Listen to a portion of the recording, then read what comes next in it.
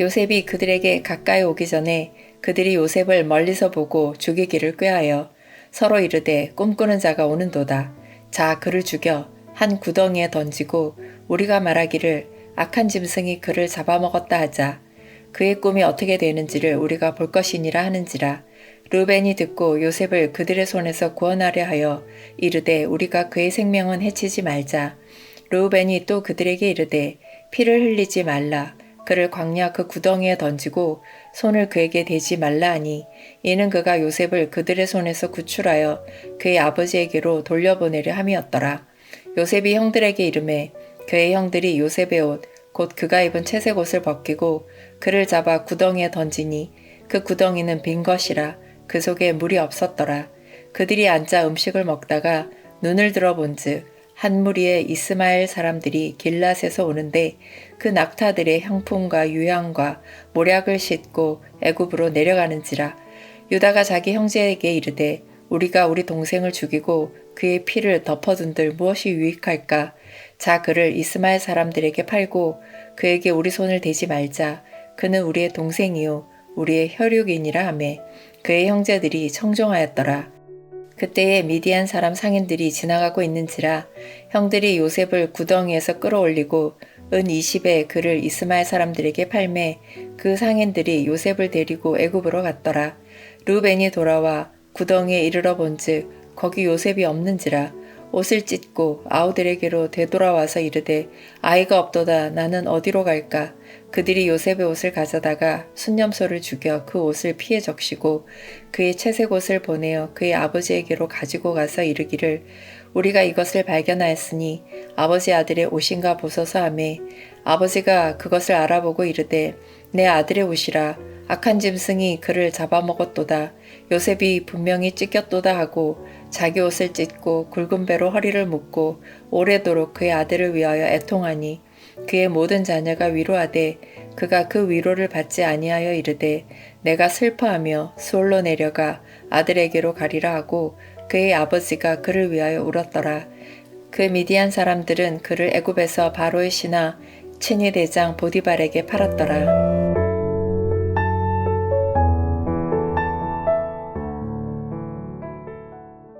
오늘 본문은 도단의 비극 이야기입니다. 18절 요셉이 그들에게 가까이 오기 전에 그들이 요셉을 멀리서 보고 죽이기를 꾀하여. 형들은 요셉을 멀리서 보았습니다. 그 먼 거리에서 형들의 눈에 비친 것은 사랑하는 동생이 아니었습니다. 아버지의 사랑을 독차지한 경쟁자였습니다. 자신들의 허물을 고자질하는 가시였습니다. 눈꼴 시린 채색 옷을 입은 오만한 녀석이었습니다. 형들은 이미 마음속으로 살인을 저질렀습니다. 19절 서로 이르되 꿈꾸는 자가 오는도다. 결코 요셉을 칭찬하거나 인정하는 말이 아닙니다. 지독한 조롱이며 비아냥거림입니다. 저기 저 잘난 꿈쟁이가 온다. 어디 한번 두고 보자 라는 도끼가 서려 있습니다. 그들의 분노는 단순히 요셉이라는 인간을 향한 것이 아니었습니다. 20절 자 그를 죽여 한 구덩이에 던지고 우리가 말하기를 악한 짐승이 그를 잡아먹었다 하자. 그의 꿈이 어떻게 되는지를 우리가 볼 것이니라 하는지라. 형들의 진짜 표적은 요셉의 꿈이었습니다. 그 꿈이 무엇입니까? 하나님이 주신 계시입니다. 하나님이 장차 요셉을 통해 이루실 구원의 계획입니다. 형들은 지금 동생을 죽이려는 것을 넘어 하나님의 계획과 싸우려 하고 있습니다. 네가 총리가 된다고 우리가 내게 전한다고 웃기지 마라. 널 죽여버리면 그 알랑한 꿈이 어떻게 되는지 보자. 이것은 하나님을 향한 정면 도전입니다. 하나님의 주권을 거부하는 반역입니다. 이 끔찍한 살인의 모의 가운데 맏형 르우벤이 났습니다. 21, 22절입니다. 르우벤이 듣고 요셉을 그들의 손에서 구원하여 내려 하여 이르되 우리가 그의 생명은 해치지 말자. 르우벤이 또 그들에게 이르되 피를 흘리지 말라. 그를 광야 그 구덩이에 던지고 손을 그에게 대지 말라 하니 이는 그가 요셉을 그들의 손에서 구출하여 그의 아버지에게로 돌려보내려 함이었더라. 르우벤의 속마음은 선했습니다. 동생을 살리고 싶었습니다. 장자로서의 책임감도 있었을 것입니다. 나중에 몰래 구덩이에서 꺼내어 아버지에게 데려다 주려는 계산도 있었습니다. 그러나 르우벤은 맏형입니다. 영적 권위자입니다. 동생들이 살인을 모의할 때 그는 단호하게 호통을 쳐야 했을 것입니다. 무슨 짓이냐? 하나님이 두렵지 않았느냐? 절대 안 된다라며 온몸으로 요셉을 막아서야 했습니다. 그러나 그는 눈치를 봅니다. 동생들의 핏발선 눈을 보며 주눅이 듭니다. 드디어 요셉이 형들에게 도착합니다. 23절 요셉이 형들에게 이르매 그의 형들이 요셉의 옷 곧 그가 입은 채색 옷을 벗기고 형들은 짐승처럼 요셉에게 달려들었습니다. 그리고 가장 먼저 그의 채색 옷을 벗겼습니다. 찢어 발겼습니다. 이 채색 옷은 요셉의 정체성이었습니다. 아버지의 맹목적인 사랑의 증표였습니다. 다른 형제들과 자신을 구별짓는 특권의 상징이었습니다. 그러나 분노한 형들의 폭력 앞에서 그 화려한 옷은 한낱 헌금 쪼가리에 불과했습니다. 하나님은 형들의 이 악한 손길조차도 사용하십니다. 요셉이 언약의 백성으로 이스라엘을 구원할 영적 거인으로 쓰임받기 위해서는 반드시 이 채색옷이 벗겨져야만 했습니다. 자기의 특권의식, 교만, 미숙함의 옷이 찢겨나가야만 했습니다. 옷이 벗겨진 요셉은 구덩이에 던져집니다. 24절 그를 잡아 구덩이에 던지니 그 구덩이는 빈 것이라 그 속에 물이 없었더라. 당시 팔레스타인 지역의 구덩이는 빗물을 모아두기 위해 석회암을 파서 만든 웅덩이입니다. 위는 좁고 아래는 항아리처럼 넓은 구조입니다. 한 번 빠지면 사람의 힘으로는 절대 기어 올라올 수 없습니다. 그곳에 물이 없었다는 것은 요셉이 서서히 갈증 속에서 말라 죽어갈 운명에 처했음을 의미합니다. 구덩이 바닥에 내동댕이 쳐진 17살의 소년 요셉을 상상해 보십시오. 사방은 캄캄합니다. 미끄러운 벽은 손에 잡히지 않습니다. 위를 올려다보며 소리칩니다. 형님들 제발 살려주세요. 제가 잘못했습니다. 아버지. 그러나 위에서는 차가운 침묵뿐입니다. 아니 형들의 웃음소리만 들려올 뿐입니다. 철저한 고립이고 완벽한 무력감입니다. 하지만 믿음의 눈을 들어 보십시오. 요셉이 갇힌 그 구덩이는 무덤이 아니었습니다. 그것은 요셉을 빚으시는 하나님의 은혜의 용광로였습니다. 훗날 애굽의 화려한 궁중에 섰을 때 교만하지 않고 하나님만 경외하는 총리로 서게 하기 위한 필수적인 훈련소였습니다. 물 없는 구덩이에서 요셉은 세상의 어떤 힘도 아버지의 백도 자신을 구원할 수 없음을 철저히 깨달았을 것입니다. 오직 하늘에서 내려오는 동아줄 하나님의 은혜만이 살 길임을 배우는 고통스러운 학교였습니다. 25절은 우리를 경악하게 만듭니다. 그들이 앉아 음식을 먹다가 지금 불과 몇 미터 아래 구덩이에서는 동생이 살려달라고 울부짖고 있습니다. 요셉은 살려달라고 피눈물을 흘리며 언했습니다. 그런데 형들은 바로 그 구덩이 위에서 태연하게 둥글게 앉아 도시락을 까먹고 있습니다. 죄는 우리의 공감 능력을 마비시킵니다. 다른 사람의 고통에 철저하게 눈멀게 만듭니다. 음식을 먹던 중 저 멀리 길르앗에서 애굽으로 내려가는 이스마엘 사람들의 대상 무리가 보입니다. 낙타에 향품과 유황과 모략을 싣고 가는 거대한 상단이었습니다. 이때 유다가 입을 엽니다. 26, 27절 유다가 자기 형제들에게 이르되 우리가 우리 동생을 죽이고 그의 피를 덮어둔들 무엇이 유익할까? 자, 그를 이스마엘 사람들에게 팔고 그에게 우리 손을 대지 말자. 그는 우리의 동생이요 우리의 혈육이니라 하매 그의 형제들이 청종하였더라. 유다의 제안을 언뜻 보면 동생을 살리려는 자비로운 마음 같습니다. 그러나 무엇이 유익할까? 철저하게 상업적인 계산입니다. 죽여서 피를 숨기는 수고를 하느니 차라리 팔아서 돈이나 챙기자는 것입니다. 그는 우리의 혈육이다라는 말은 가정스러운 포장에 불과합니다. 결국 그들은 미디안 상인들이 지나갈 때 요셉을 구덩이에서 끌어올려 은 20개에 팔아버립니다. 당시 은 20개는 신체 건강한 청년 노예 한 명의 평균 거래 가격이었습니다. 하나님의 언약을 이어갈 존귀한 아들들이 하루아침에 은 20개짜리로 노예로 전락했습니다. 짐승처럼 취급당하며 밧줄에 묶여 애굽으로 끌려갑니다. 그러나 성경은 여기서 위대한 반전을 선포합니다. 형들이 판 것이 아닙니다. 하나님이 보내신 것입니다. 형들의 시기심, 르우벤의 비겁함, 유다의 탐욕, 상인들의 발걸음까지 이 모든 인간의 악하고 평범한 일상들이 톱니바퀴처럼 맞물려 요셉을 애굽의 총리로 세우시려는 하나님의 거대한 섭리의 마차를 끌고 있었던 것입니다. 장면이 바뀝니다. 맏형 르우벤이 구덩이로 돌아옵니다. 그는 잠시 자리를 비웠던 것 같습니다. 아마도 동생들의 눈을 피해 몰래 요셉을 꺼내주려고 기회를 엿보고 있었을 것입니다. 그러나 29절을 보십시오. 르우벤이 돌아와 구덩이에 이르러 본즉 거기 요셉이 없는지라 옷을 찢고, 구덩이는 비어 있었습니다. 요셉은 이미 노예 상인들에게 끌려가 보이지 않습니다. 르우벤은 자신의 옷을 찢습니다. 고대 근동에서 옷을 찢는 행위는 극도의 슬픔과 절망, 돌이킬 수 없는 상실을 의미합니다. 그는 동생들에게 돌아가 울부짖습니다. 30절 아우에게로 되돌아와서 이르되 아이가 없도다. 나는 어디로 갈까? 나는 어디로 갈까? 장자로서 아버지를 볼 면목이 없다는 두려움입니다. 이제 형들은 범죄를 은폐하기 위해 두 번째 악을 꾀합니다.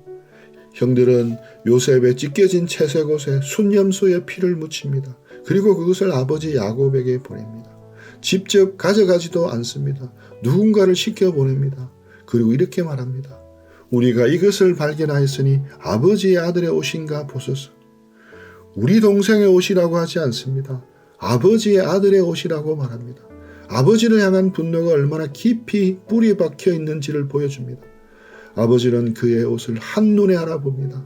34절 아버지가 그것을 알아보고 이르되 내 아들의 옷이라. 악한 짐승이 그를 잡아먹었도다. 요셉이 분명히 찢겼도다 하고, 우리는 여기서 하나님의 준엄한 징계를 봅니다. 야곱의 생애를 뒤돌아보십시오. 수십 년 전 야곱이 아버지 이삭을 속일 때 무엇을 사용했습니까? 바로 염소 가죽과 형 에서의 옷이었습니다. 눈먼 아버지를 속이고 장자의 축복을 가로챘습니다. 그런데 수십 년이 흘러 이제는 야곱의 아들들이 염소의 피와 동생 요셉의 옷을 가지고 늙은 아버지 야곱을 속이고 있습니다. 속이는 자가 속임을 당합니다. 아버지를 피눈물 나게 했던 자가 아들들 때문에 피눈물을 흘립니다. 이것은 결코 우연이 아니라 심은 대로 거두게 하시는 하나님의 영적 법칙입니다. 하나님은 택하신 백성의 죄를 결코 가볍게 넘기지 않으십니다. 십자가의 보혈로 우리의 영원한 형벌은 면제받았지만 우리가 이 땅에서 짓는 죄의 열매는 뼈아프게 거두게 하십니다. 왜입니까? 우리를 멸망시키기 위함이 아닙니다. 우리 영혼에 붙은 죄의 찌꺼기를 태워버리시기 위함입니다. 야곱을 정결케 하시는 하나님의 불방망입니다. 야곱은 평생 움켜쥐고 놓지 못했던 그 육신적인 본성, 속임수와 편애라는 죄악을 완전히 끌어내기 위한 하나님의 아픈 수술입니다. 야곱의 슬픔은 필설로 다할 수가 없었습니다. 야곱은 옷을 찢고 베옷을 입었습니다. 하루 이틀이 아니었습니다. 오랫동안 애통했습니다. 온 집안이 초상집이 되었습니다. 35절은 더욱 비극적인 장면을 묘사합니다. 그의 모든 자녀가 위로하되 그가 그 위로를 받지 아니하여 이르되 내가 슬퍼하며 수월로 내려가 아들에게로 가리라 하고 그의 아버지가 그를 위하여 울었더라. 자녀들이 다가와 아버지를 위로합니다. 참으로 가정스러운 장면입니다. 동생을 팔아넘긴 살인자들이 그 피 묻은 손을 숨기고 아버지의 등을 두드리며 위로의 말을 건네고 있습니다. 야곱의 가정은 완전히 병들었습니다. 거짓과 위선이 지배하는 생지옥이 되었습니다. 야곱은 그 모든 위로를 단호히 거절합니다. 내가 서울로 내려가 아들에게로 가리라. 죽기 전에 이 슬픔이 끝나지 않을 것이라는 선언입니다. 야곱이 왜 이렇게 절망했겠습니까? 다른 아들들도 11명이나 남아있지 않습니까? 이유는 단 하나입니다. 요셉이 단순한 아들이 아니었기 때문입니다. 요셉은 야곱의 우상이었습니다. 야곱의 삶의 이유, 기쁨의 전부, 소망의 다시였습니다. 하나님이 앉으셔야 할 마음의 보좌에 요셉이 앉아 있었습니다. 재물이 우상인 자는 재물을 잃을 때 죽습니다. 자녀가 우상인 자는 자녀가 빗나갈 때 삶의 의미를 잃습니다. 여러분의 요셉은 무엇입니까? 여러분이 하나님보다 더 사랑하고 더 의지하고 더 붙들고 있는 그 채색 옷을 입은 우상은 무엇입니까? 비로소 야곱은 요셉이라는 우상이 사라진 빈자리에 하나님을 모시는 영적 성숙의 길로 접어들게 될 것입니다. 빈손이 되어야 비로소 하나님의 은혜를 담을 수 있습니다. 야곱의 집에 짙은 어둠이 깔렸습니다. 통곡 소리만 가득합니다. 하나님의 약속은 산산이 부서진 것 같아 보입니다. 요셉의 꿈은 찢겨진 채색옷과 함께 죽은 것 같습니다.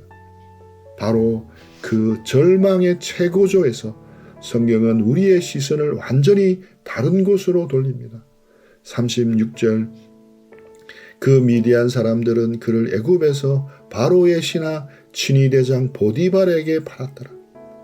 이스마엘 상인들의 낙타는 뜨거운 사막을 건너 애굽에 도착했습니다.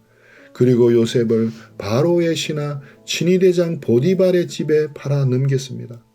이 짧은 한 구절에 담긴 하나님의 소름 돋는 주권을 보십시오. 요셉은 수많은 노예 시장 중에 하필이면 애굽으로 끌려갔습니다. 수많은 애굽 사람 중에 하필이면 권력의 핵심인 보디발의 집에 팔렸습니다. 보디발은 왕의 제수들을 가두는 감옥의 책임자였습니다. 요셉이 장차 왕의 술 맡은 관원장과 떡 굽는 관원장을 만나고 마침내 바로 왕 앞에 서기 위해서는 반드시 기필코 이 보디발의 집에 가야만 했습니다. 만약 요셉이 보디발이 아닌 평범한 농부의 집에 팔렸다면 어떻게 되었을까요? 역사는 달라졌을 것입니다. 형들의 악한 음모, 유다의 상업적인 계산, 노예 상인들의 발걸음, 보디발의 노예 구매, 이 모든 일상적이고 악한 사건들의 배후에는 이스라엘을 기근에서 구원하시려는 하나님의 한치도 오차가 없는 설계도가 작동하고 있었던 것입니다. 이것이 바로 하나님의 섭리입니다. 인간의 눈으로 볼 때 36절은 완벽한 실패의 기록입니다.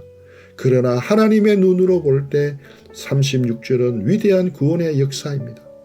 하나님은 요셉을 애굽의 총리로 만들기 위해 그를 가장 완벽한 훈련소인 보디발의 집으로 파송하신 것입니다. 눈앞에 현실만 보고 속지 마십시오.